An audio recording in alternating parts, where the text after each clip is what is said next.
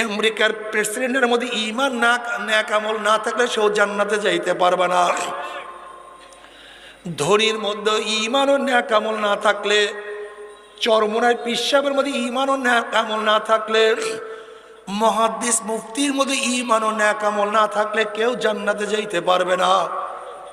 এ আমার যুবক বাবারা ও আমার মুরব্বী বাবারা, ঈমান ও নেক আমলকে মজবুত করো।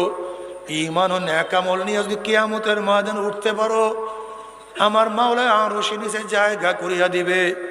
আমল নামার ডাইন হাতে পুরিয়া যাবে।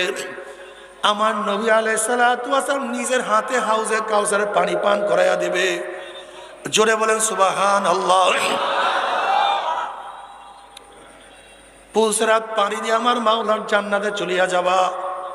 আর ঈমান ও নেক আমল না নিয়ে যদি কিয়ামতের ময়দানে উঠো, হাতের